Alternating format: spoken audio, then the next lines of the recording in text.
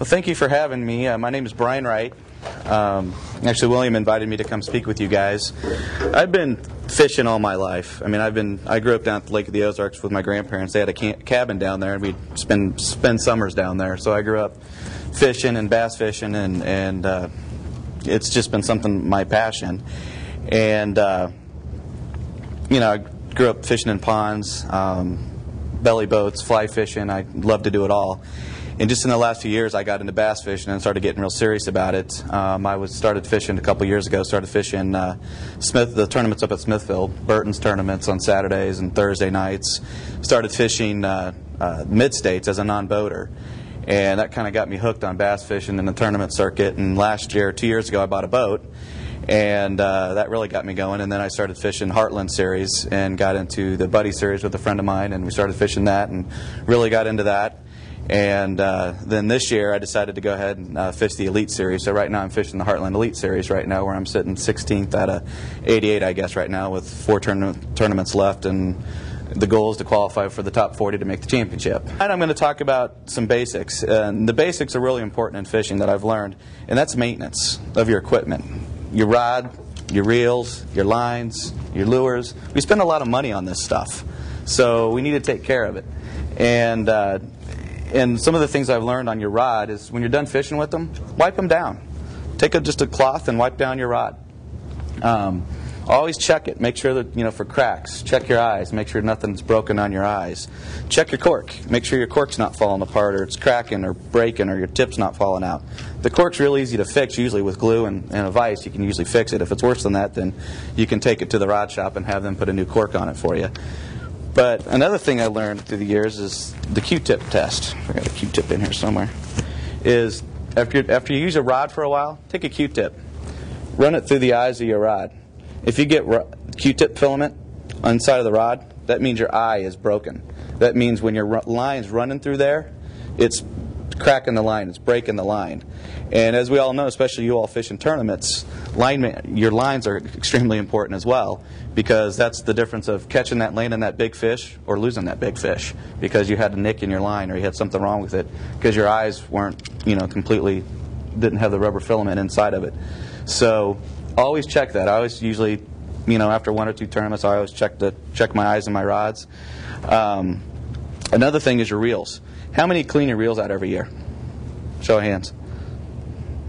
Good. Because you should do it at least once a year, maybe more. If you fish a lot, then 2 to 3 times a year. Take your rods apart, unscrew them. Usually your rods that you buy, you have a diagram of how the rod's put together. Have that diagram out. If you don't have a diagram, then make a picture of it. Draw a picture of it, or line out where each screw went and mark it and diagram it, because they can get kind of intricate when you start pulling your reel apart. But usually WD-40 is a good lubricant for the reel and the spool, and just make sure it's all flowing well.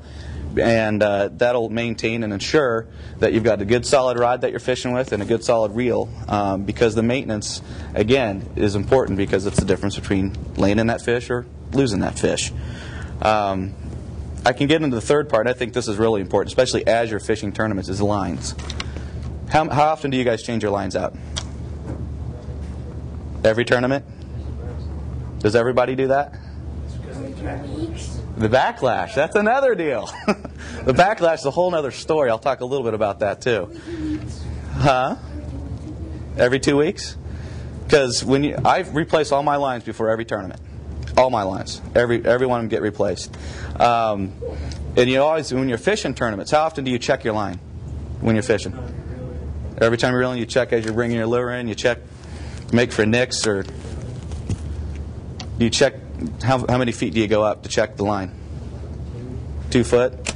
That's good. That's good you're doing that. You should go up a little further, at least I do, because you can feel the line, you can feel nicks. Because if you're fishing crankbaits and you're banging them off rocks and you're fishing jigs or whatever, you're going to feel nicks and stuff in your line. Just tear that line off. Clip it, retie your lure during the tournament. Because again, I've lost a bit. Actually, Bull Shoals, and owner-operator error right here. Fishing Bull Shoals, it was tough fishing. The lake was cold. It was just tough all the way around. But I caught a nice sized fish that would have placed me pretty high up, but I lost it.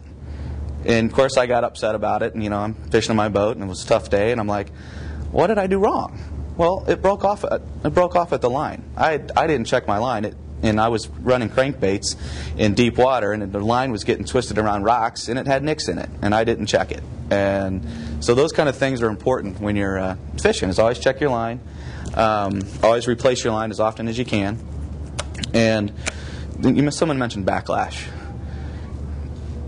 Backlash is all. I've had fun times with backlash. But how many people, when you've got your reel set up, you got your lure on, one of the things that can eliminate backlash, how often do you guys balance your lure to your reel? So when that thing falls, you don't get any loops? Because if you don't balance that, if you take it all the way off and you balance, you're going to get a backlash. Or when you don't balance your lure to your reel and you throw it, boom, you got a huge backlash and you're pretty much done and have to take it all out. So that's another thing. Always balance the balancing here to your lure to make sure that when it should fall and it should just stop. So that way when that lure hits the water, it just stops. So it eliminates the chances of backlash. When you're throwing it out there in the water, it's going to hit that water and you've got it balanced where it's just going to stay and off you go. So that's one way to help you with backlash. Another thing that I learned is a little tip. So if you get loops, you ever get loops in your reel, because you're fishing and casting and reeling all the time. You don't have a backlash, but you just got a loop in there.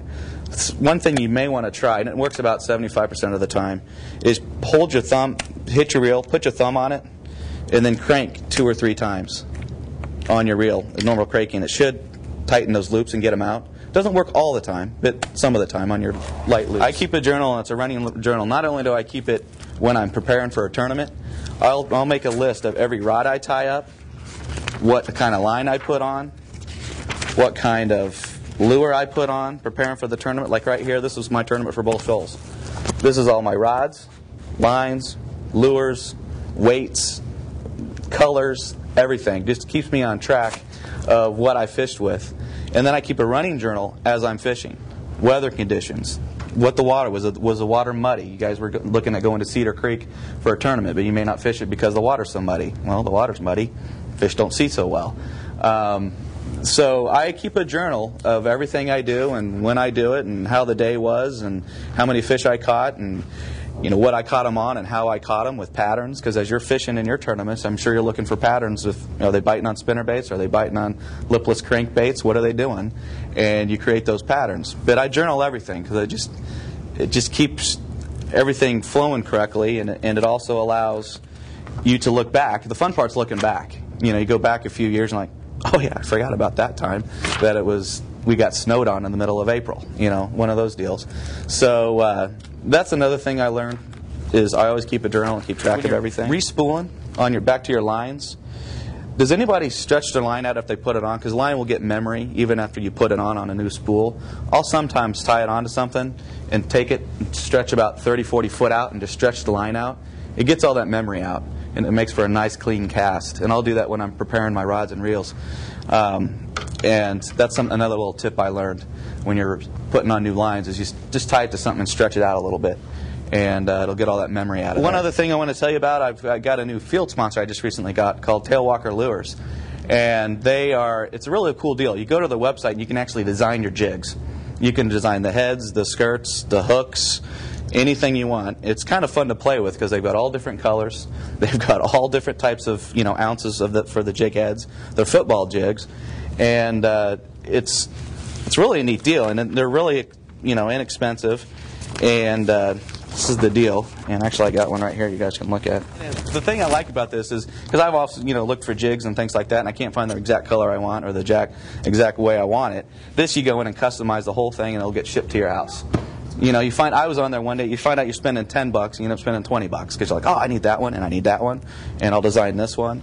And, how many fluorescent jigs do you see? You don't see too many, but on this you can design whatever you want. And so that's another field test sponsor that I've got right now that I'm really excited about. And then I'm also doing Snapper Co. William hooked me up with that, and I'm going to be a field sponsor for them as well.